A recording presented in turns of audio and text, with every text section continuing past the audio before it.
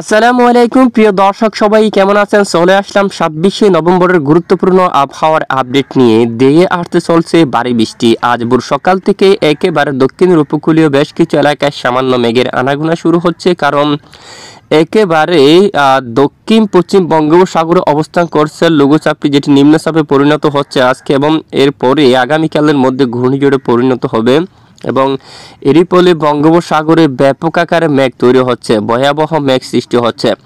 তো আগামী 24 থেকে 48 ঘন্টায় বাংলাদেশের কোন কোন জেলাগুলোর উপর বৃষ্টিপাতের সম্ভাবনা রয়েছে বা কোন কোন জেলায় প্রচণ্ড ঠান্ডা শীত অনুভব হবে এবং এই শীতের মাঝে ধেয়ে আসতে চলছে ঝড় বৃষ্টি। আবারও বেশ কিছু এলাকায় কিন্তু বৃষ্টিপাত আসতে চলছে। তো বৃষ্টিপাত আসলে কিন্তু অবশ্যই দক্ষিণ অঞ্চলে যারা লবণচাষীরা রয়েছেন তাদের জন্য কিছুটা ক্ষতি হতে পারে, বা যারা বর্তমান চাষ করছেন তাদের জন্য কিছুটা ক্ষতি হতে পারে। তো কোন কোন জেলাগুলোর পর এই ঝড় বৃষ্টি, ভয়াবহ ঝড় বৃষ্টিপাতের সম্ভাবনা আছে আমরা বিস্তারিতভাবে আপনাদেরকে জানিয়ে দেবো। তো আশা করি ভিডিওটি শেষ পর্যন্ত দেখবেন, আর ভালো লাগলে অবশ্যই একটি লাইক করবেন। সবার আগে গুরুত্বপূর্ণ এরকম আবহাওয়ার লেটেস্ট আপডেট পেতে অবশ্যই আমাদের চ্যানেলটি সাবস্ক্রাইব করে পাশের বেল বাটনে ক্লিক করে রাখবেন। ভিডিওটি আপনি কোন জেলা থেকে লাইভ দেখছেন কমেন্ট করে জানিয়ে দিন। তো আসুন জেনে নিন এক নজরে। বর্তমান উপগ্রহ চিত্রের মধ্যে আমরা সরাসরি লাইভ আকারে দেখতে পাচ্ছি একেবারে মধ্য বঙ্গোপসাগরে ব্যাপক আকারে মেঘ তৈরি হচ্ছে, ভয়াবহ। গতকালও প্রচণ্ড মেঘ ছিল, এই মুহূর্তেও একেবারে কালো মেঘে কিন্তু চেয়ে যাচ্ছে। একেবারে এখানে মধ্য বঙ্গোপসাগরে কিন্তু একেবারে ভারী মেঘ কিন্তু অলরেডি চলে আসছে। আমরা বেশ কিছুদিন আগেও জানিয়েছিলাম আপনাদেরকে, গত কয়েকদিন আগে এখানে মধ্য বঙ্গোপসাগরের পরিস্থিতি কিন্তু একেবারে স্বাভাবিক ছিল। আজ কিন্তু একেবারে মেঘে ভরে গেছে। দেখুন একেবারে বিশাল বড় মেঘ কিন্তু এখানে বঙ্গোপসাগরে কিন্তু তাণ্ডব চালাচ্ছে, সাথে প্রচণ্ড বৃষ্টিপাত ঘটাচ্ছে। কিছু এলাকায় এই যে হালকা মেঘ কিন্তু বেশি বেড়াচ্ছে এবং সামান্য ক্ষুদ্র মেঘ কিন্তু বাংলাদেশের দক্ষিণাঞ্চল বেয়ে কিন্তু প্রবেশ করছে, যেটি একেবারে ক্ষুদ্র। বিশেষ করে এই মেঘ থেকে বৃষ্টিপাত হওয়ার মতো বৃষ্টিপাতযুক্ত মেঘ কিন্তু এখানে নেই। একেবারে দক্ষিণ অঞ্চল দিয়ে ভোর সকাল থেকে ২৬শে নভেম্বর সকাল থেকে আংশিক মেঘের আনাগোনা, আপাতত বৃষ্টিপাত নেই। তো আগামী 24 থেকে 48 ঘন্টায় কোন কোন জেলায় বৃষ্টি, তো আমরা দেখাচ্ছি একটু পরে। আজ ভোর সকাল থেকে পশ্চিমবঙ্গ সহ দেশের বেশ কিছু এলাকায় পরিষ্কার আকাশ থাকবে। খড়গপুর এদিকে পশ্চিমবঙ্গ সহ কোলাঘাট, আরামবাগের দিকে, বর্ধমান সকল জেলায় এবং এখানে দেখুন দুর্গাপুর, বাঁকুড়া সহ পুরুলিয়া এই সকল জেলায় আকাশ পরিষ্কার থাকতে পারে। সিউড়ি, কাতুয়া অঞ্চল, শান্তিপুর, চন্দননগর এবং বাংলাদেশের খুলনা বিভাগের সকল জেলায় পরিষ্কার আকাশ। সাতক্ষীরা, শিবনগর, পিরোজপুর, এখানে যশোর, লোহাগাড়া, শাইলকুপা, পাবনা, তারপর সিংড়া, মহাদেবপুর, বালুরঘাট, গোড়ারঘাট, রংপুর, দিনাজপুর, ঠাকুরগাঁও, পঞ্চগড়, কোচবিহার, শিলিগুড়ি, উত্তরবঙ্গের সকল জেলায় আকাশ একেবারে পরিষ্কার। সরিষা, বাহারে, সিরাজগঞ্জ, ময়মনসিংহ, মাদান, কিশোরগঞ্জ, কাপাসিয়া, লাখাই, মৌলভীবাজার, সিলেট সহ বিশনবাপুর সকল জেলার আকাশ একেবারে পরিষ্কার থাকছে। চট্টগ্রাম বিভাগের উপর সামান্য মেঘের আনাগোনা, আপাতত বৃষ্টিপাত হওয়ার মতো কিন্তু সম্ভাবনা নেই। দেখুন খুব গতি নিয়ে কিন্তু সামান্য মেঘ কিন্তু এখানে বেশি বেড়াচ্ছে। তো এই মেঘ থেকে আপাতত বৃষ্টিপাত হওয়ার মতো সম্ভাবনা নেই।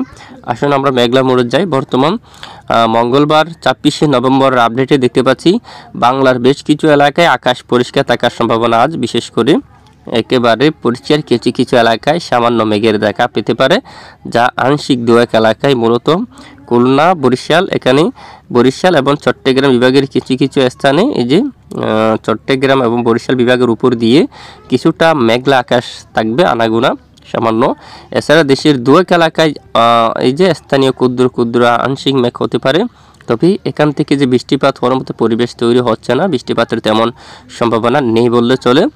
তো এখানে বাতাস কিন্তু দেখুন একেবারে উত্তর দিক থেকে হু হু করে বাতাস কিন্তু একেবারে ঘূর্ণিঝড়ের স্থানে কিন্তু চলে যাচ্ছে এবং চারিদিক থেকে কিন্তু প্রচণ্ড আকারে বাতাস কিন্তু একেবারে ঘূর্ণিঝড়ের স্থানে কিন্তু চলে আসছে, যার কারণে এখানে বাতাস থাকবে অলরেডি দমকা বাতাস। এছাড়া মধ্য বঙ্গোপসাগরে এখানে প্রচণ্ড আকারে দমকা কিন্তু বাতাস বইবে, বাতাসের সঙ্গে ভারী বৃষ্টিপাত কিন্তু থাকবে। এখানে অনেক স্থানে মাঝারি থেকে ভারী বৃষ্টিপাত কিন্তু থাকবে এবং এই ঘূর্ণিঝড় পেঞ্জাল, এটি কিন্তু ঘূর্ণিঝড় পেঞ্জালে পরিণত হবে এবং এটি একেবারে দক্ষিণ পশ্চিম ভারতে অবস্থান, এখানে দক্ষিণ পশ্চিম বঙ্গোপসাগর অবস্থান করে এখান থেকে ঘুরে ঘুরে বাঁক নিয়ে আবারও কিছুটা উত্তর দিকে অগ্রসর হতে থাকবে।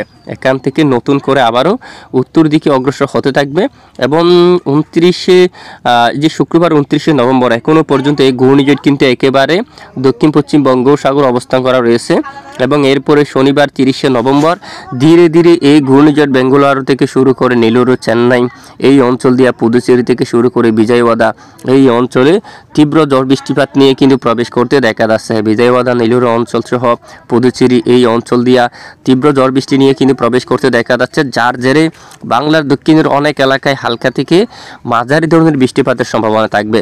এরই মাঝে পশ্চিমবঙ্গ, কলকাতা সহ দক্ষিণের হালদিয়া অঞ্চল এবং জলছড়া অঞ্চল এবং হালদিবাড়ি সহ এই যে এখানে বেশ কিছু এলাকা জুড়ে মাঝারি দিকে ভারী বৃষ্টিপাতের সম্ভাবনা থাকবে। পিরোজপুরের দিকে, মঠবাড়িয়ার দিকে, শিবনগর, দক্ষিণের উপকূলীয় বেশ কিছু অঞ্চল জুড়ে, বরিশাল, মতিরহাট, ফরিদগঞ্জ, সেনবা এখানে প্রচণ্ড আকাশ মেঘলা থাকতে পারে। ছাগলনাইয়ার উপর, বেলুনিয়া, লাকসাম, হাজীগঞ্জ এই এলাকাগুলোর উপর এবং পার্শ্ববর্তী বেশ কিছু এলাকা জুড়ে আকাশ ব্যাপক মেঘলা, সাথে হালকা থেকে মাঝারি কিছু কিছু এলাকায় ভারী বৃষ্টি। হাটহাজারী, ফটিকছড়ি, রাঙ্গামাটি, মানিকছড়ি, লংগুদু, কাকড়াছড়ি, দিঘিনালা সহ সেখানে বেশ কিছু এলাকায় আকাশ প্রচণ্ড মেঘলা, সাথে এখান থেকে বেশ কিছু এলাকায় হতে পারে তীব্র আকারে বজ্রসহ মাঝারি থেকে ভারী বৃষ্টি। তো আগামী 28শে নভেম্বর থেকে বাংলাদেশের দক্ষিণের বেশ কিছু এলাকায় মাঝারি থেকে ভারী বৃষ্টিপাতের পূর্বাভাস দিচ্ছে অলরেডি আবহাওয়ার ইউরোপিয়ান মডেল। তো দেখুন, ঠিক বৃহস্পতিবার 28শে নভেম্বর থেকে এখানে চট্টগ্রাম বিভাগের কিছু কিছু এলাকায় বিক্ষিপ্ত বৃষ্টিপাত তৈরি হওয়ার সম্ভাবনা, এবং একেবারে দক্ষিণের বেশ কিছু এলাকায়ও দেখুন কলাপাড়া এবং এখানে এই যে বিশাল বড় আকৃতি নিয়ে মেঘ কিন্তু প্রবেশ করতে দেখা যাচ্ছে একেবারে সুন্দরবন দিয়া, এই যে সমুদ্র অঞ্চল দিয়া, পতরঘাটা উপকূলীয় এই যে এই এলাকাগুলোর উপর মঠবাড়িয়া, সিরাজগঞ্জ, লালমোহন, বুরহানুদ্দিন, হাতিয়া এবং পার্শ্ববর্তী বেশ কিছু স্থানে এখানে দেখুন এখানে বেশ কিছু স্থানে শুরু হতে পারে মাঝারি থেকে প্রবল আকারে ভারী বৃষ্টি। তো আসুন আমরা কোন কোন এলাকার জন্য সতর্কবার্তা কিন্তু অ্যালার্ট জারি করছে আবহাওয়ার মডেল। তো ইতিমধ্যে যদি দেখি দেশের উপর তাপমাত্রা নেই, বেশ কিছু এলাকায় প্রচণ্ড ঠান্ডা শীত কিন্তু অনুভব হচ্ছে। আগামী কয়েকদিনের মধ্যে পশ্চিমবঙ্গের কিছু এলাকায় অনেকটাই ঠান্ডা, প্রচণ্ড শীত কিন্তু অনুভব হতে পারে।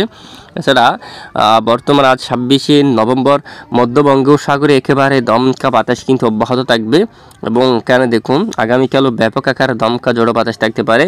28 তারিখ থেকে এই বাতাস কিন্তু একেবারে পশ্চিমবঙ্গের এই যে দক্ষিণে উড়িষ্যা এলাকায়, এছাড়া এখানে দীঘা এই অঞ্চলে প্রবেশ করতে পারে, এবং মধ্য বঙ্গোপসাগর কিন্তু উত্তাল থাকতে পারে। দমকা বাতাসের কারণে মধ্য বঙ্গোপসাগর কিন্তু উত্তাল থাকতে পারে। এছাড়া আগামী 28 তারিখ থেকে যে বৃষ্টির সম্ভাবনা সেটি দেখুন একেবারে দক্ষিণের বেশ কিছু এলাকা জুড়ে চকরিয়া, নাইক্ষুনচুরি, মহেশখালী, তানসি, সাতকানিয়া, রঙ্গাছড়ি, রাজস্থলী সহ একেবারে দক্ষিণের বেশ কিছু এলাকায় হালকা থেকে মাঝারি কিছু কিছু এলাকায় ভারী বৃষ্টিপাতের সম্ভাবনা কিন্তু দেখা যাচ্ছে। এছাড়া আজ দেশের সর্বনিম্ন তাপমাত্রা কত ডিগ্রি কিন্তু নামছে বর্তমান লাইভ এই যে আমরা দেখতে পাচ্ছি মানচিত্রের মধ্যে, তাপমাত্রা কিন্তু অনেক এলাকায় নামছে 15 ডিগ্রি সেলসিয়াসে বা 14 ডিগ্রি এরকম কিন্তু তাপমাত্রা, বা এখানে দিঘিনালায় 16, লংগদুতে 16 রয়েছে, রাঙ্গামাটিতে কিন্তু 19 পর্যন্ত তাপমাত্রা দেখা যাচ্ছে সর্বনিম্ন এখনো পর্যন্ত। এছাড়া দেশের বিভিন্ন এলাকায় 16 ডিগ্রি সেলসিয়াসের ঘরে কিন্তু তাপমাত্রা কিন্তু অবস্থান করছে, এবং সঙ্গে অনেক এলাকায় কিছুটা ঠান্ডা শীত কিন্তু প্রবেশ করে যাচ্ছে। তো এ হচ্ছে আজকের আবহাওয়ার আপডেট। এতক্ষণ সঙ্গে থাকার জন্য অসংখ্য ধন্যবাদ।